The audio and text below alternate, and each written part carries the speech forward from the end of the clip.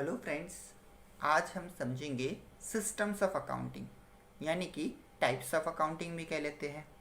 Accounting किस तरह से लिखा जाता है ये हम समझेंगे। मेनली अकाउंट दो टाइप से लिखा जाता है। पहला सिंगल एंट्री सिस्टम और दूसरा डबल एंट्री सिस्टम।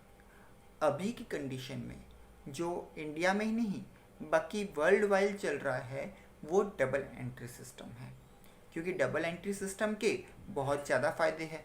इसीलिए तो उसके मीनिंग के साथ एडवांटेजेस एंड डिसएडवांटेजेस भी समझ लेंगे तो हमें समझने में बहुत आसानी हो जाएगी। राइट फ्रेंड्स, तो विदाउट वेस्टिंग ए टाइम हम स्टार्ट कर लेते हैं। सिस्टम ऑफ अकाउंटिंग में पहला आता है सिंगल एंट्री अकाउंटिंग सिस्टम, जो कि पुराने टाइम का अकाउंटिंग सिस्टम माना जाता है, जो कि स्मॉल ट्रेडर्स के लिए बहुत आसान सिस्टम माना जाता है। जो भी इनफ्लो होता था या आउटफ्लो होता था उन्हें रिकॉर्ड करके रख देना, ये सिंगल एंट्री सिस्टम का पार्ट था। उसमें दो एंट्रीज नहीं की जाती थी, सिर्फ एक ही एंट्री की जाती थी, जिसमें एरर होने के चांसेस बहुत हो जाते थे, भूल जाने के चांसेस बहुत हो जाते थे। किस लिए ये ट्रांजैक्शन लिखा गया था, कब लिखा गया था, उसका रिकन्सिलेशन नहीं हो पाता था या उसका पूरा एक्नॉलेजमेंट नहीं हो पाता था। इसलिए क्या किया गया, डबल एंट्री सिस्टम को अडॉप्ट किया गया। डबल एंट्री सिस्टम है क्या? डबल एंट्री सिस्टम जो है वो उसी के नाम की तरह दो एंट्री करने वाला, यानी एक ट्रांजेक्शन की डबल इफेक्ट, एक डेबिट इफेक्ट और एक क्रेडिट इफेक्ट करने वाला ट्रांजेक्शन है। फॉर एन एग्जाम्पल हम समझ लेते हैं कि मैंने किसी से गुड्स परचेस किए तो मेरे पास गुड्स आए, right, that's a clear one thing. अब मैंने गुड्स परचेज किए हैं तो डेफिनेटली मैंने कुछ पेमेंट तो किया होगा। तो जब मैं कुछ पेमेंट कर रहा हूँ that is known as second effect, right. यानी पहली इफेक्ट क्या थी, गुड्स परचेज करना। सेकेंड इफेक्ट क्या जाती है कि मैंने पेमेंट किया, यानी एक इनकम एक इफेक्ट आती है, एक एक्सपेंस इफेक्ट आ जाती है।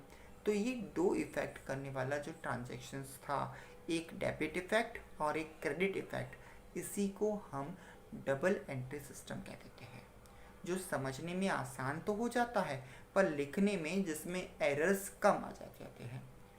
अब इसका हम एडवांटेजेस एंड डिसएडवांटेजेस समझ लेते हैं।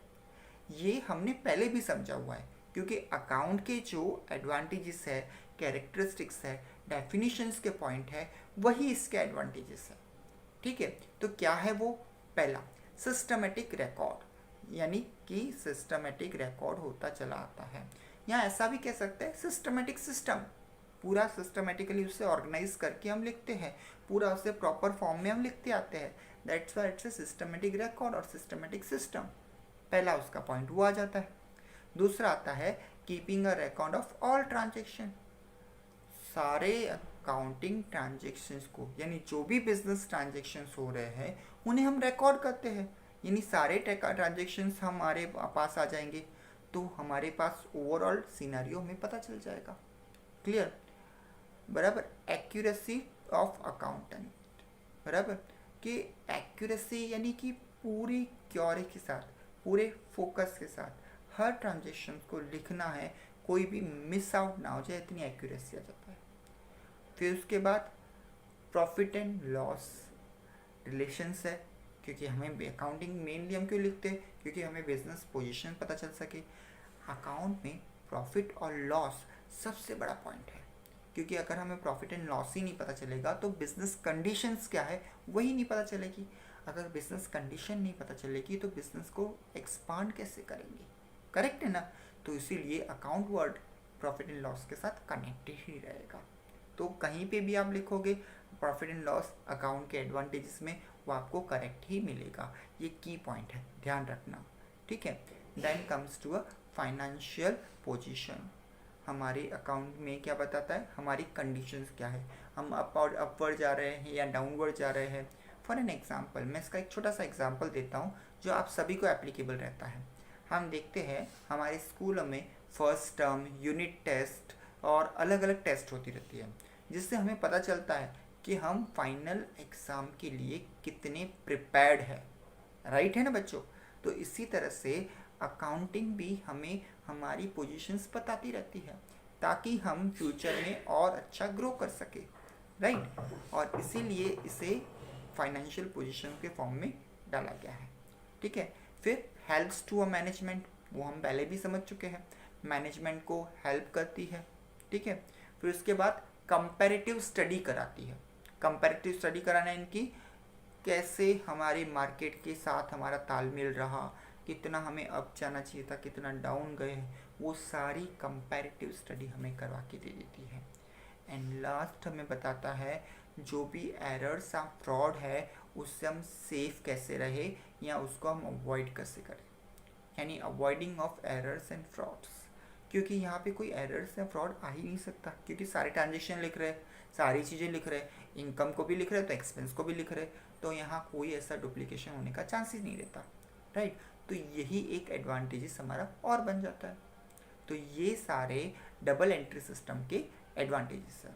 ठीक है, वापस से एक बार हम रिवाइज कर लेते हैं। पहला आता है सिस्टमेटिक साइंटिफिक सिस्टम, यानी कि साइंटिफिक सिस्टम यानी जो सिस्टमेटिकली रिकॉर्ड किया गया हो। दूसरा कीपिंग ऑफ ऑल ट्रांजेक्शन, यानी सारे ट्रांजेक्शन को रिकॉर्ड कर रहा है। एक्यूरेसी ऑफ अकाउंट, यानी कि पूरा एक्यूरेसी के साथ लिखा जाता है। फिर related to a profit and loss, जो प्रॉफिट एंड लॉस के साथ रिलेटेड है। फिर फाइनेंशियल पोजीशन बता रहा है हमें, एंड देन कंपैरेटिव स्टडी कर रहा है, helps to management and declining errors and fraud. ये सारे थे हमारे एडवांटेजेस। अब हर एक कॉइन के दो साइड्स होते हैं, हम ही जानते हैं, राइट। तो कौन से दो साइड होते हैं? Head and tail, right. तो अगर एडवांटेजेस है तो लिमिटेशन भी होंगे ही, उसके बिना तो चलेगा ही नहीं, राइट है ना। तो लिमिटेशंस क्या क्या है? पहले इसका स्पेसिफिक नॉलेज चाहिए। अगर जब तक स्पेसिफिक नॉलेज नहीं होगा ना तो अकाउंट समझ में नहीं आता। अगर हाल में ही आपसे अकाउंट के बारे में डिटेल में पूछ लिया जाए तो हमें पता नहीं चलेगा, क्योंकि हमारे पास एक ब्रीफ नॉलेज नहीं है, डिटेल नॉलेज नहीं है।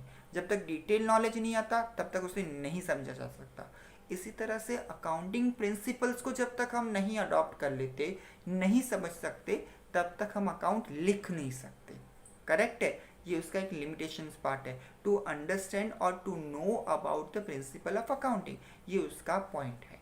Then complicated method. Complicated method क्यों है? क्योंकि ये बहुत ही डिटेल रखना पड़ता है, बहुत ही डीप में लिखना पड़ता है, इसलिए कॉम्प्लिकेटेड बन जाता है।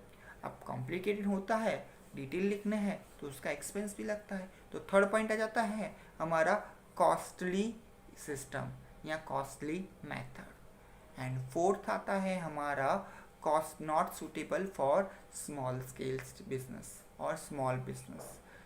यहाँ पे स्मॉल बिजनेस से किससे हम रिलेट कर रहे हैं? हम हॉकर से है, वेंडर्स से है, जो स्मॉल वेंडर्स है उनसे हम डिटेल कर रहे हैं। जैसे लारी वाला हो गया या छोटी दुकान वाले हो गए, वो अकाउंटिंग को बहुत डिटेल में नहीं लिख सकते, इसलिए वो क्या करते हैं, डबल एंट्री सिस्टम को ना करके सिर्फ सिंगल एंट्री सिस्टम को अडॉप्ट कर लेते हैं।